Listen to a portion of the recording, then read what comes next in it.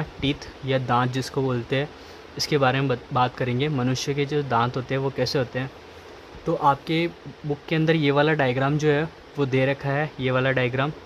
इस डायग्राम के अंदर आधे जबड़े जो है, एक जबड़ा जो है, दो जबड़े होते हैं मनुष्य में, एक तो ऊपरी जबड़ा, एक निचला जबड़ा।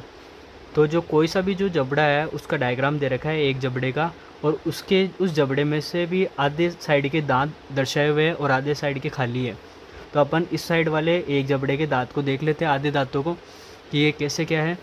तो इनमें यहाँ पर नंबरिंग कर रखी है एनसीईआरटी में 1 से लेकर के 8 तक, 1 2 3 4 5 6 7 8, ये 8 दांत जो है ये दर्शा रखे हैं ना। यहाँ पर फर्स्ट और जो सेकंड जो नंबरिंग कर रखी है, ये अपने यहाँ इन दांतों को बोलते हैं कृतनक या इंसाइज़र। क्या बोलते हैं इनको? कृतनक या इंसाइज़र। ये दोनों सेम होते हैं। और इधर 2 है तो जबड़े के इस साइड कितने होंगे? इधर भी 2 होंगे। और जितने इधर इस वाले जबड़े में है उतने ही ऊपरी जबड़े में होंगे। तो कितने हो जाएंगे टोटल? ये 4 हो जाएंगे। 2 इधर, 2 ही इधर, और ऊपरी वाले जबड़े में 4, क्योंकि नीचे वाले जबड़े में 4 तो ऊपरी वाले जबड़े में 4। तो कितनी हो जाएगी इनकी संख्या? टोटल कितने हो जाएंगे? ये 8 होते हैं। तो अपने को ध्यान रखना है जो इंसाइज़र जो दांत है वो कितने होते हैं? 8 होते हैं। वयस्क मनुष्य की बात कर रहा हूँ मैं, है ना, वयस्क की, है ना। फिर उसके बाद में जो सेकंड टाइप के जो दांत आते हैं वह है तीसरे नंबर का जो है रदनक। क्या बोलते हैं इसको? रदनक, या फिर इसको इंग्लिश में बोलते हैं कैनाइन्स। क्या बोलते हैं इनको? कैनाइन्स या रदनक। इसकी संख्या कितनी होती है? प्रत्येक जबड़े में, आधे जबड़े में कितनी होती है? 1 होती है। ये आधा जबड़ा दे रखा है, एक जबड़ा है उसका भी आधा जबड़ा बनाया हुआ है। तो कितनी है इसमें? 1 है, 1 ही दिख रहा है। तीसरे नंबर का जो दांत है वो रदनक है या कैनाइन्स जिसको बोलते हैं। तो ऐसा ही एक और इधर होगा, और जितने यहाँ पर है उतने ही ऊपरी जबड़े में पर भी होंगे, क्योंकि मैंने यहाँ पर एक जबड़ा ले रखा है और उसमें भी आधा ही बता रखा है मैंने। तो कितने हो जाएंगे? 1 यहाँ पर है, दूसरा यहाँ पर होगा, 2 इस जबड़े में है, तो उस वाले जबड़े में कितना होगा? ऊपरी जबड़े में कितने होंगे? 2 और होंगे। तो कितने हो जाएंगे? 4। तो अपने को इसकी संख्या ध्यान रखनी है। जो कैनाइन्स जो है इनकी संख्या कितनी होती है? 4। कितनी होती है? कैनाइन्स की संख्या कितनी होती है? 4। फिर उसके बाद में चौथे नंबर का और 5वें नंबर के जो दांत है ये दोनों सेम होते हैं। इनको बोलते हैं अग्रचैवर्ण या इंग्लिश में बोलते हैं प्रीमोलर। क्या बोलते हैं इनको? अग्रचैवर्ण या प्रीमोलर। और जो लास्ट वाले जो है 6 7 8 इनको बोलते हैं मोलर। तो प्री मोलर क्यों बोला? क्योंकि मोलर के आगे जो आते हैं उनको प्री बोलते हैं। प्री का मतलब होता है पहले। ऐसे मान लेते हैं अपन जो मोलर है उनके जो पहले वाले दांत हैं उनको बोलते हैं प्री मोलर। तो चैवर्ण को बोलते हैं मोलर और अग्रचैवर्ण को बोलते हैं प्री मोलर। तो चौथा और 5वें नंबर का जो दांत है उनको बोलते हैं प्री मोलर। तो यहाँ पर ये 2 है, इस साइड भी 2 होंगे, तो कितने हो जाएंगे? 4। और ऊपरी जबड़े में भी कितने होंगे? 4। तो टोटल कितने हो जाएंगे? ये 8 हो जाएंगे। कितने हो जाएंगे? 8 हो जाएंगे। बाद में चैवर्ण जिनको बोलते हैं मोलर, ये कौन सा है? 6ठे 7वें और 8वें नंबर का दांत है। तो यहाँ पर कितने हैं? ये 3 है, और ऐसे कैसे इधर होंगे तो कितने हो जाएंगे? 6। और 6 ही ऊपर होंगे तो कितने हो जाएंगे? 12। तो चैवर्ण कितने होते हैं? 12 होते हैं। कितने होते हैं चैवर्ण या जिनको बोलते हैं मोलर? तो अपने को ध्यान रखना है कि जो वयस्क जो मनुष्य होता है उसमें कितने दांत होते हैं? देखो 8 हो गए ये, और 4 ही हो गए 12, 12 और 12 24, और 8 कितने हो गए? 32। तो कितने दांत होते हैं? 32। तो मैंने बता दिया 32 दांत कैसे होते हैं? 4 टाइप के दांत होते हैं, तो इनको मिला करके 32 हो गए। तो ये अपने एनसीईआरटी में दिखा रखा है। और इधर हन्नुग्रथिकाएँ है जो जिनमें जो दांत है वो धसे होते हैं, जिन खड्डों में, उनको हन्नुग्रथिकाएँ बोला हुआ है। अब ये जो दांत है मनुष्य के, उनकी विशेषता क्या है? अपने मनुष्य के दांत की 3 विशेषता है। पहली है ग्रथदंती, बहुत ज़्यादा इंपॉर्टेंट है, ये अगर लिखोगे नहीं तो नंबर नहीं मिलने वाले हैं। पहली विशेषता क्या है? ग्रथदंती।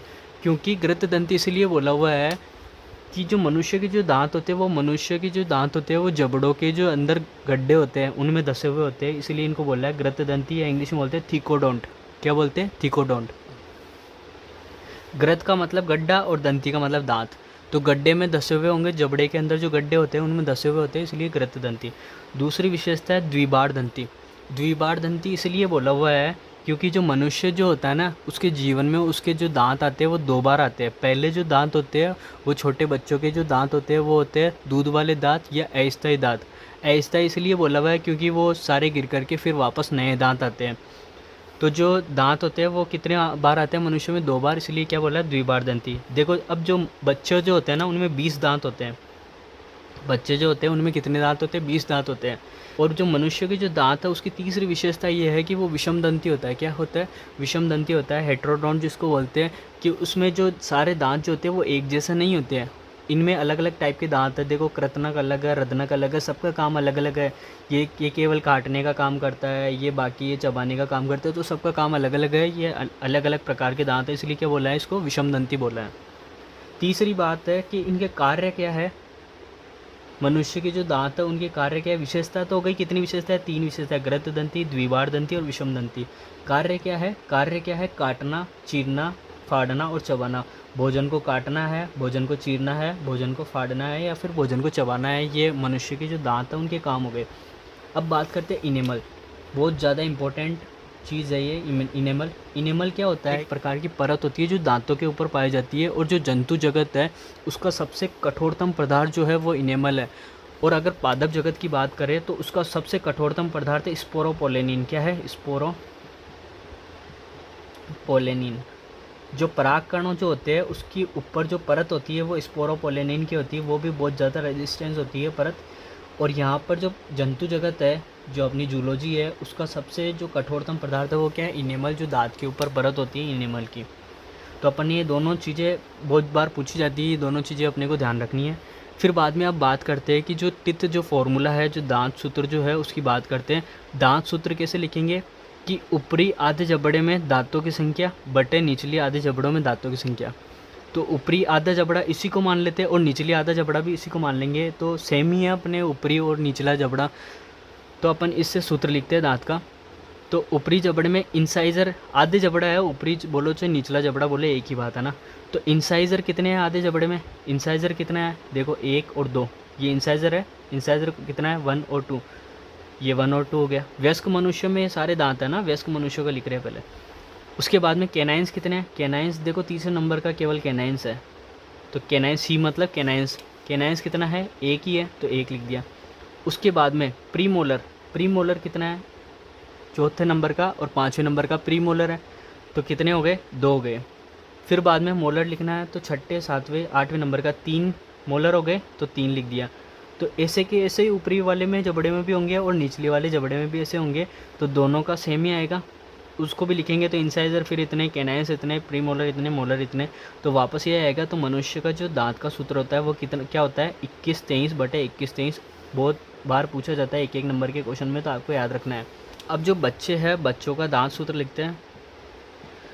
बच्चों का जो दांत सूत्र हो सेम, इंसाइजर कितने होंगे, 2 बटे, इंसाइजर ऊपरी जबड़े में भी 2 होंगे, निचली जबड़े में भी 2 होंगे। फिर कैनाइंस की बात करते हैं, तो कैनाइंस कितना होगा, 1 होगा, दोनों में सेम ही होगा। प्रीमोलर कितना होगा, 0 होगा भाई, प्रीमोलर तो होगा ही नहीं बच्चों में, प्रीमोलर ही तो नहीं होते हैं, बाकी तो सारे होते हैं। उसके बाद में प्रीमोलर के बाद में मोलर।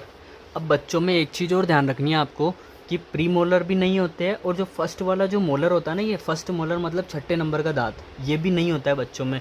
तो कितने होंगे भाई, 7वें और 8वें नंबर के मोलर होंगे भाई। प्रीमोलर तो 0 हो गए, और 7वें और 8वें नंबर के मोलर होंगे, मतलब 2 मोलर होंगे, ये 2 लिख दिया। तो बच्चों का जो दांत का सूत्र होता है वो होता है 2102 बटे 2102। तो वीडियो अगर आपको अच्छी लगी तो लाइक करना और कमेंट ज़रूर करके बताना कैसी लगी वीडियो, और चैनल को सब्सक्राइब करना अभी तक आपने सब्सक्राइब नहीं किया है। और इसी टाइप की हिंदी में या फिर इंग्लिश में जैसे भी वीडियो चाहिए आपको, ट्रिक्स चाहिए, तो आप कमेंट में ज़रूर बताना।